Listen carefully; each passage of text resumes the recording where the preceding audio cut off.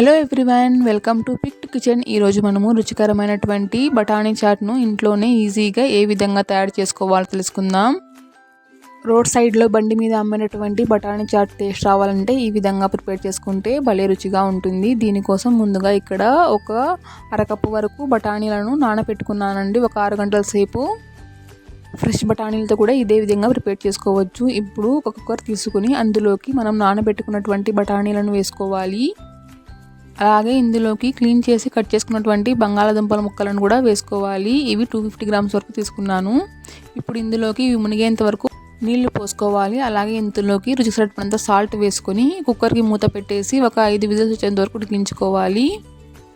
ఇవి ఉడికేంత లోపల దీనికి కావాల్సినటువంటి మసాలాను ప్రిపేర్ చేసుకుందాం. దీనికోసం స్టవ్ పైన ఒక ప్యాన్ పెట్టుకుని అందులోకి 2 టీ స్పూన్ల వరకు ఆయిల్ వేసుకుని ఇందులోకి 2 ఇంచుల వరకు చెక్క, అలాగే 4 లవంగాలు, 1/2 టీ స్పూన్ వరకు జీలకర్ర, అలాగే 1/2 టీ స్పూన్ వరకు సోంపు, అలాగే 1/2 టీ స్పూన్ వరకు మిరియాలు వేసుకుని కొద్దిగా ఫ్రై చేసుకోవాలి. వీటిని లో ఫ్లేమ్లో 1 నిమిషం పాటు ఫ్రై చేసుకోవాలి. ఇవి కొద్దిగా ఫ్రై అయిన తర్వాత ఇందులోకి కట్ చేసుకున్నటువంటి ఒక ఉల్లిపాయ కూడా వేసుకోవాలి. ఉల్లిపాయను కొద్దిగా పెద్ద ముక్కలుగానే కట్ చేసుకోవాలి. అలాగే బాగా పండినటువంటి 4 టమాటాలు వేసుకుని కొద్దిగా మెత్తబడేంత వరకు ఫ్రై చేసుకోవాలి.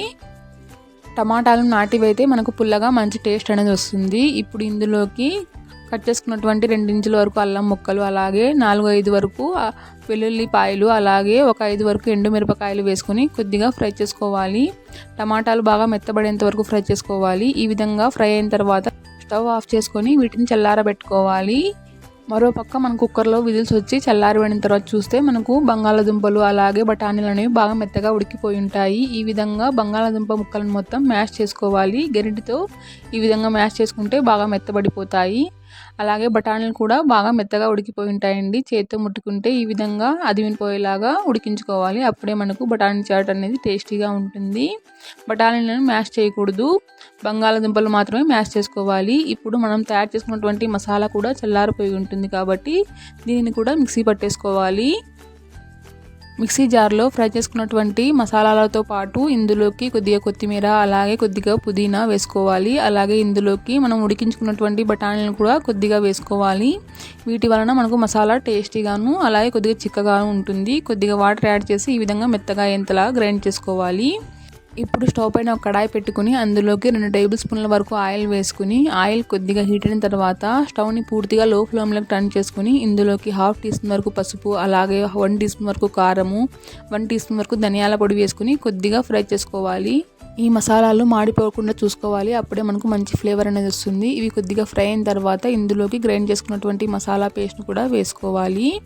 ఈ మసాలా పేస్ట్ను కూడా కొద్దిగా ఫ్రై చేసుకోవాలి. మరీ ఎక్కువగా ఫ్రై చేసుకోవడం అవసరం లేదు. ముందుగా ఫ్రై చేసుకోవడం వలన కొద్దిగా ఫ్రై చేసుకుంటే చాలు. ఇప్పుడు ఇందులోకి 1 కప్పు వరకు వాటర్ అనేది యాడ్ చేసుకోవాలి. ఇప్పుడు ఈ మసాలానంతా బాగా కలిపేసుకుని లో ఫ్లేమ్లో ఒక 2 ఉడుకులు వచ్చేంత వరకు ఉడికించుకోవాలి. లేకపోతే మాడిపోతుందండి హై ఫ్లేమ్లో పెట్టుకుంటే. కాబట్టి లో ఫ్లేమ్లోనే కొద్దిగా ఉడికించుకోవాలి. ఈ విధంగా కొద్దిగా ఉడుకుతున్నప్పుడు ఇందులో 1 టీ స్పూన్ వరకు బ్లాక్ సాల్ట్, అలాగే 1 టీ స్పూన్ వరకు చాట్ మసాలా, అలాగే 1 టీ స్పూన్ వరకు ఆమ్చూర్ పౌడర్ వేసుకోవాలి. ఇవన్నీ కలిపేసుకొని ఒక 2 నిమిషాల పాటు ఉడికించుకోవాలి. వీటి వలన మనకు మంచి ఫ్లేవర్ అనేది వస్తుందండి. మంచి చాట్ రెడీ అయిపోతుంది. ఇవన్నీ కూడా కొద్దిగా ఉడికిన తర్వాత మనం ముందుగా ఉడికించుకున్నటువంటి బఠానీలు, అలాగే బంగాళాదుంపలను కూడా వేసేసుకోవాలి. వాటర్తో సహా వేసుకోవాలి. అవసరమైతే కొద్దిగా వాటర్ కూడా యాడ్ చేసుకోవచ్చు. ఎందుకంటే చల్లారబడిన తర్వాత ఇది చిక్కబడిపోతుంది. దీనిని కలుపుకుంటూ కొద్దిగా ఉడికేంత వరకు ఉడికించుకోవాలి. ఈ విధంగా తయారు చేసుకొని ఒక 2-3 రోజుల పాటు కూడా స్టోర్ చేసుకోవచ్చు. రుచి చూసుకొని కొద్దిగా సాల్ట్ యాడ్ చేసుకోవాలి. అలాగే ఇది ఈ విధంగా ఉడుకుతున్నప్పుడు స్టవ్ ఆఫ్ చేసుకొని వేడివేడిగా సర్వ్ చేసుకోవడం అండి. ఇప్పుడు ఒక ప్లేట్ తీసుకొని అందులోకి పానీపూరికి యూస్ చేసే పూరీలను వేసుకోవాలి. ఇవి సూపర్ మార్కెట్లో దొరుకుతాయండి. వీటిని ఫ్రై చేసి ఈ విధంగా వేసుకోవాలి. ఇప్పుడు ఈ పూరీ పైన మనం తయారు చేసుకున్నటువంటి బఠానీ చాట్ను వేసుకోవాలి. అవసరమైతే సమోసా కూడా వేసుకోవచ్చు. ఎంతో టేస్టీగా ఉంటుందండి. ఈ విధంగా వేసుకున్న తర్వాత దీనిపైన కొద్దిగా ఉల్లిపాయలు, అలాగే సన్నగా కట్ చేసుకున్నటువంటి టమాటాలు, తురుముకున్నటువంటి క్యారెట్ వేసుకోవాలి. అవసరమైతే కొద్దిగా మిక్చర్ కూడా వేసుకోవచ్చు. కొద్దిగా కొత్తిమీర చల్లుకొని వేడివేడిగా సర్వ్ చేసుకోవచ్చండి. కొద్దిగా పులుపు ఎక్కువ ఇష్టపడేవారైతే ఇందులోకి కొద్దిగా పెరుగు కానీ లేకపోతే నిమ్మరసమైన పిండుకొని సర్వ్ చేస్తే ఎంతో టేస్టీగా ఉంటుందండి. అచ్చం బండి పైన అమ్మేటటువంటి చాట్ లాగే ఉంటుంది. కాబట్టి ఇంట్లోనే ఈజీగా ప్రిపేర్ చేసుకోవచ్చు. Thanks for watching.